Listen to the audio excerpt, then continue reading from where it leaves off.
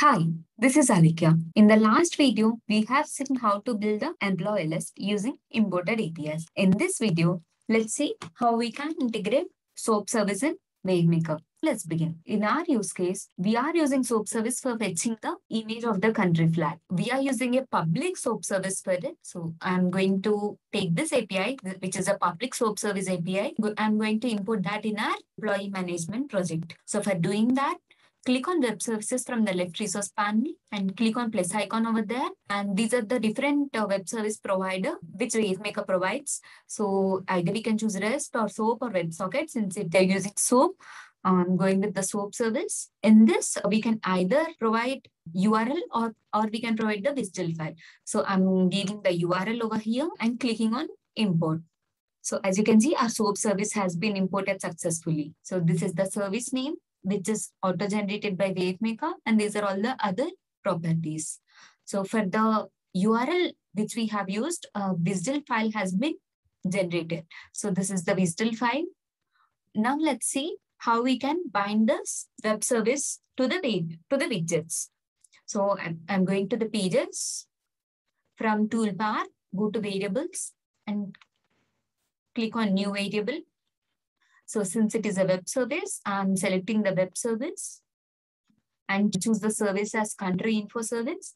And for fetching the image of the country flag, we are using a specific method. So that method is full country info, all countries. So, and we have to provide the name. So WaveMaker by default generates the name, but it is recommended to follow the proper naming convention. As you can see, our variable SV get countries flag has been created. And as you can see in the properties, in the behavior properties, there is an option, request data on page load. This determines when the variable should load. That means when the API call should happen. So I'm checking that and clicking on save. So now let's see, since I have checked the request data on page load, let's see whether the API call is happening or not. So yeah, now we are in the employees page. So let's inspect the page and refresh it once. In the network tab, we can find the API call happening. So this is the API, full country info, all countries. Select that. And as you can see in the response, so there is a full country info, all country results object. So inside that, so there is an array, T country info. So I'm opening one item. As you can see, so these are all the fields which we can find. There's an ISO code for each country. So based on the ISO code, we are getting the country flag. So this is the get employee network call. I'm seeing the response of it. So in this, each employee has an ISO code. So based on this ISO code, we are filtering the image of the country flag from this API. So let's see how we can do that. Before doing that, let's see the reference page.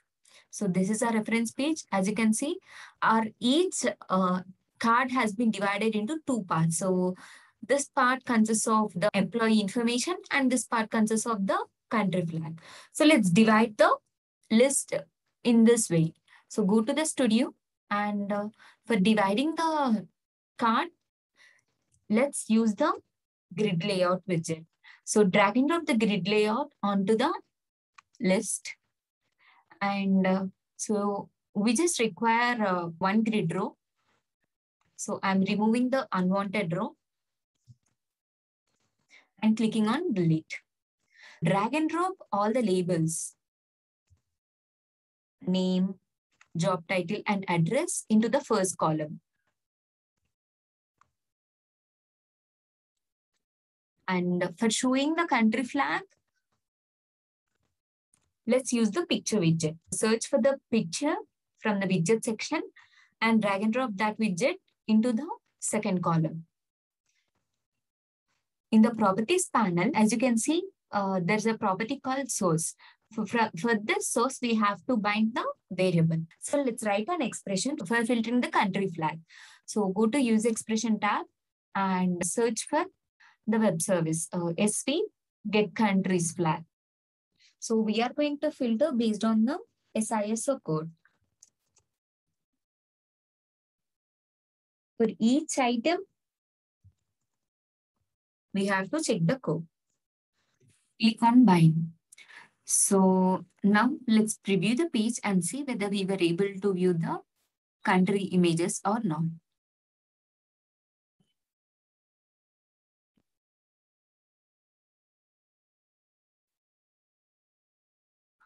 So as you can see, we were able to see the image holder, but it is broken, right? So the reason behind this was, let's see the full country info all countries API call and see the country flag response. So I'm opening the T country info object. So for each item, so this is the URL of the, as you can see, this is a HTTP request, right? So, but our preview URL is of type HTTPS. So this is the reason we were not able to see the image. Now we can see the image only once it is deployed. So let's deploy our application and let's see if we can see the images or not. Let's go back to the studio once. Before deploying, let's resize the image. So click on the picture widget and from the properties panel, scroll down and give the width and height.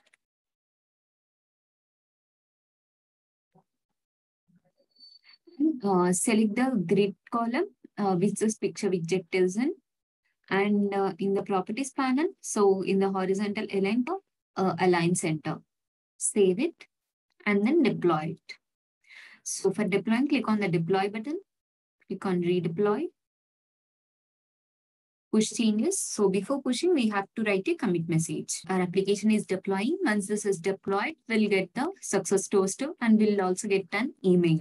So our application has been deployed now. So let's see the images.